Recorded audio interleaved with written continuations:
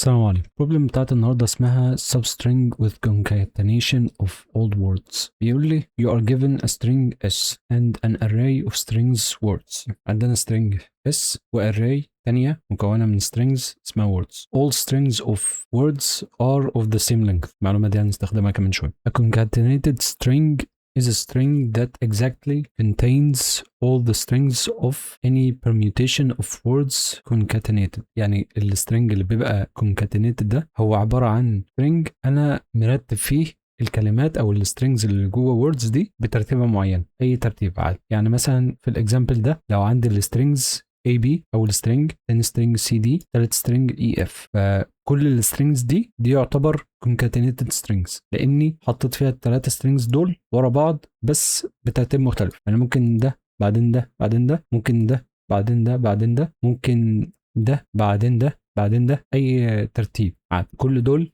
concatenated strings. هنا مثلا ده مش concatenated string لان انا عندي ال A B دي مش موجوده، ال A لوحدها وال B لوحدها، فده كده مش concatenated string. لازم السترينجز كل واحد كتشانك كده او كجزء كده موجود جوه السترينج الكبير الconcatenated ده. لو انا جيت افصله حته واحده مش اجزاء، فهي دي الفكره. بيقول لي return any array of the starting indices of all the concatenated substrings in S و you can return the answer in order. ارجع له الستارتنج اندكس بتاع كل string لقيته concatenated جوه الاس. اول اكزامبل معانا مديني الاس بالسترنج الكبير ده ووردز فوق وباء. الاوتبوت هيكون 0 و9. ليه 0؟ عشان لقينا السترنج ده مكون من فو، مكون من بار بعدها فو، بار فو لامم كل السترنجز اللي جوه وورد. طيب عندي 9 فو بار، نفس السترنج يعتبر بس مع كوكس، بس برضو لامم كل السترنجز اللي هنا. فانا هدفي كله ان انا اشوف سب سترنج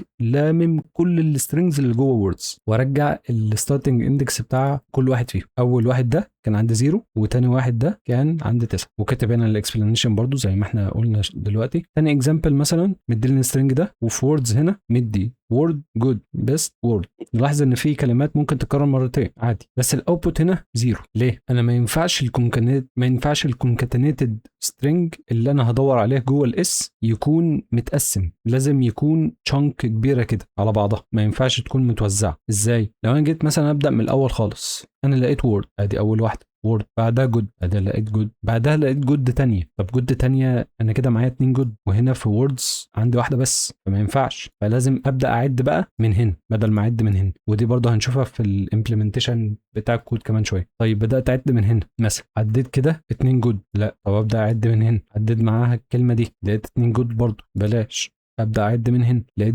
بيست دي معانا بعد كده وورد دي معانا.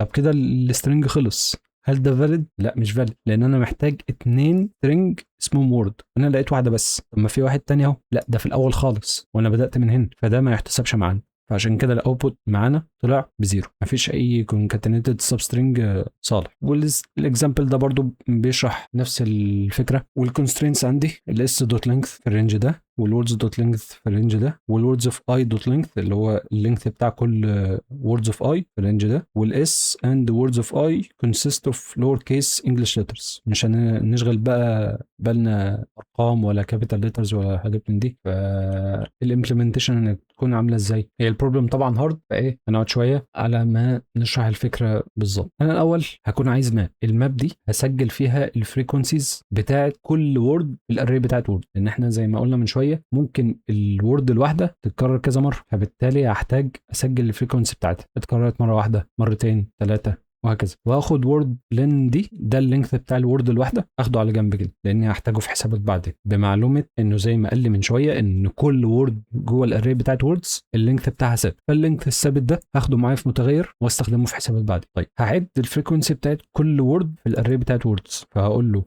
فور اوف لو فور كونست وورد اوف ووردز. المابس في جافا سكريبت تعمل معاها رخم شويه، مش بسهوله ان انا مثلا اخد بريك دي وورد بلس بلس. لو انا معرف الماب دي بالظبط اي لغه تانية، السطر ده كله ممكن نستبدل عنه بكده، ولكن جافا سكريبت ما فيهاش السنتكس ده، فهنعملها بالطريقه دي. لو انا عايز افتش داتا من الماب هتبقى بجيت، لو عايز اعمل ابديت لداتا هتبقى بست. انا الفكره عندي ايه؟ انا عايز اخد الاندكس بتاعي او الكي يعني بتاعي هيكون الوورد اللي انا عندها حاليا، هزود قيمه الفاليو بتاعتها بواحد. فانا هعمل ايه؟ هعمل set للفاليو بتاعت الورد دي. set بتاخد كي وفاليو، الكي الورد، الفاليو هنا هيكون الجيت بتاع نفس الورد، الجيت بتاع نفس الورد لو هو بنل فهاخده بزيرو، طب لو هو اي حاجه هاخدها بالقيمه دي. عشان كده انا عامل النالش اوبريتور هنا، لان ممكن عادي جدا الكي ده مش موجود اصلا، فهبداه على بياض كده، فايا كانت قيمته دي هاخدها وازود عليها واحد. لو هي بزيرو ازود عليها واحد فبقت بواحد، لو هي اي حاجه تانية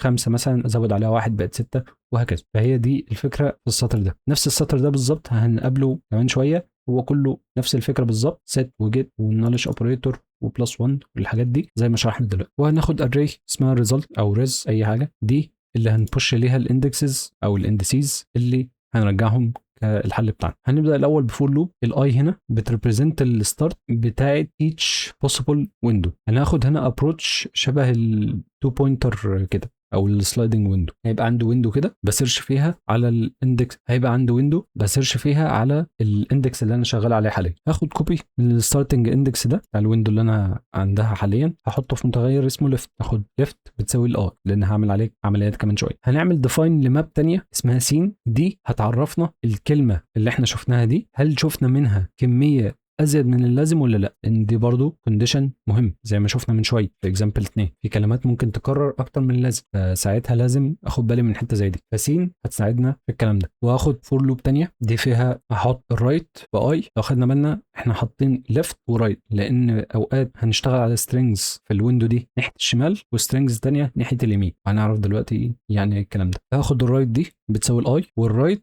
هتكون اقل من او تساوي s دوت length ناقص الورد لين اللي انا حاطط الكونديشن دي بالظبط، لان انا هاخد كمان شويه سلايس. هاخد سلايس كده من الاس او سب سترينج، يعني هو عباره عن سترينج هيبدا من عند الاندكس بيساوي الرايت ونهايته عند رايت بلس الورد لين. يعني ايه؟ يعني هاخد سب سترينج باللينك بتاع وورد لين. وورد لين هنا زي ما نفتكر ده اللينث بتاع كل وورد جوه الاري بتاعت ووردز. انا عايز اخد سب سترينج بنفس اللينث ده، اعمل له زي فيتش كده، ده اللي هنسجل بيه. احنا شفنا سترينج من فريك ولا لا؟ نسجله في سين ونقارنه مع الماب بتاعت فريكونسي دي نشوفه معانا ولا لا. وبرده هنا في الفور احنا عاملين الرايت بلس ايكوال الورد لين لان احنا مش محتاجين نعمل لها بلس 1. هنا احنا عاملين بلس 1 لان الاي او الويندو يعني بتاعتنا ممكن تبدا في اي حته، ممكن تبدا عند الاندكس بزيرو، اندكس بواحد، اندكس باثنين عادي جدا. لكن لو انا مثلا بدايتي هنا فالرايت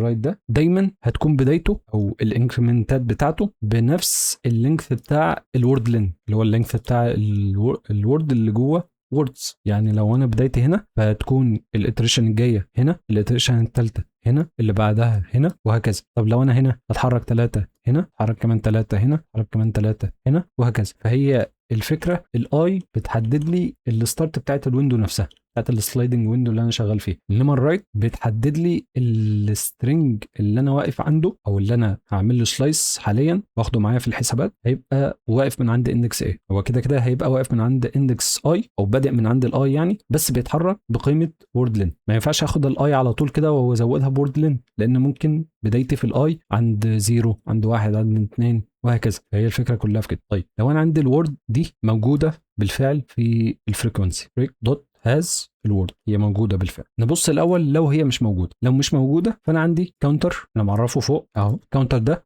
اللي هيقول لنا احنا شفنا الكلمه الحاليه دي كم مره. لو احنا الكلمه دي مش موجوده فانا بالتالي انا غالبا خبطت في permutation مش مظبوطه، لان انا لو قاعد ببص على السبسترينج حاليا لقيت مثلا كلمتين مظبوطين ولسه 2 كمان وخبطت في كلمه مش موجوده، فبالتالي انا كده في permutation مش مظبوطه، السبسترينج بتاعي ده مش مظبوط او غير صحيح يعني. فبالتالي لازم ابدا من جديد، اقوم حاطط الكاونت تاني بزيرو والسين هقول لها دوت كلير يعني فضيها خالص، فضي قيمتها خالص، وابدا من عند السترينج اللي انا واقف عنده احط الليفت تساوي الرايت زائد الورد لين. كده انا بدات الويندو بتاعتي بدايه جديده بدل البدايه القديمه اللي انا كنت عندها. تمام ماشي. طيب لو الورد دي موجوده جوه فريك فكده الورد دي سي، هنزود الكاونت بتاعها بكاونت بلس بلس ونزودها زي ما كنا بنزود في الفريكونسي فوق هنا بس في الماب بتاعت السين بقى. لو انا عندي الفريكونسي بتاعت الورد الحاليه دي في الماب بتاعت فريك اقل من اللي في سين، يعني السين الفريكونسي بتاعت الورد دي فيها اكبر من فريك، فانا كده عندي كلمه متكرره زياده عن اللزوم، فانا كده محتاج اعمل ايه؟ زي ما كنا بنقول هنا، محتاج اشيل كلمه من على الشمال وابدا الويندو بتاعتي من هنا مثلا. طب دي اعملها ازاي؟ هعمل سلايس لكلمه ثانيه، الكلمه دي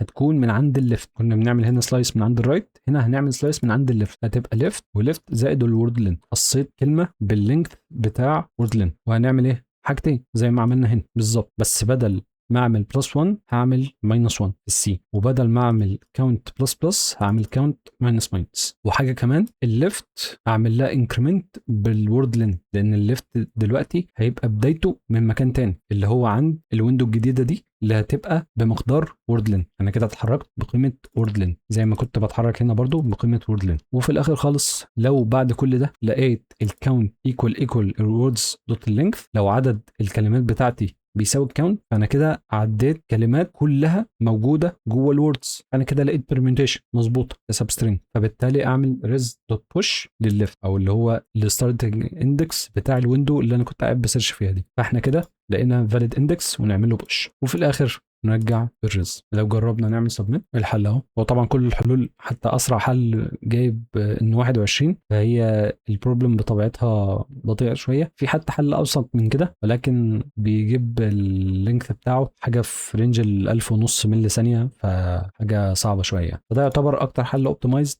موجود. وبس كده، اتمنى تكون فهمته. شكرا.